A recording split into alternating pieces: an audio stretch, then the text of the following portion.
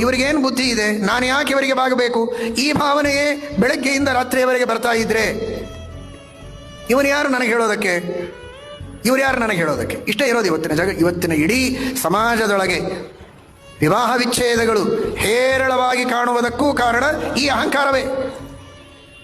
ನೀನೇನು ಹೆಚ್ಚು, ನಾನೇನು ಕಡಿಮೆ, ನಾನು ಯಾಕೆ ನಿನ್ನ ಮಾತು ಕೇಳಬೇಕು, ನಾನು ಯಾಕೆ ಇವರ ಮಾತು ಕೇಳಬೇಕು, ಅತ್ತೆ ಮಾವಂದಿರ ಮಾತು ಯಾಕೆ ಕೇಳಬೇಕು? ಅಥವಾ ಅತ್ತೆ ಮಾವಂದಿರು ಸೊಸೆಯ ಬಗ್ಗೆ ಅವಳು ಹೇಳಿದ್ದೇ ಯಾಕಾಗಬೇಕು, ಅವಳು ಹೇಳಿದ್ದು ಸತ್ಯ ಇದ್ರೆ ಆಗಲಿ, ತಪ್ಪೇನು, ಬಾಲಾದಪಿ ಸುಭಾಷಿತಂ. ಚಿಕ್ಕವರು ಹೇಳಿದ್ರಲ್ಲಿಯೂ ಸತ್ಯ ಇದ್ರೆ, ನ್ಯಾಯ ಇದ್ರೆ, ಧರ್ಮ ಇದ್ರೆ, ಕುಟುಂಬದ ಅಥವಾ ಸಮಾಜದ ಹಿತ ಇದ್ರೆ ನಾವು ಅದನ್ನು ಕೇಳೋಣ, ಪ್ರೋತ್ಸಾಹಿಸೋಣ ಅನ್ನೋ ಭಾವನೆ ಹಿರಿಯರಲ್ಲಿ ಬೇಕು. ಹಿರಿಯರು ಮಾಡುವಂತಹ ಉಪದೇಶದಲ್ಲಿರುವಂತಹ ತತ್ವಗಳನ್ನು ಅಳವಡಿಸಿಕೊಂಡ್ರೆ ನಮ್ಮ ಜೀವನದಲ್ಲಿ ಸುಖವಾಗುತ್ತೆ. ಅಳವಡಿಸಿಕೊಳ್ಳೋಣ.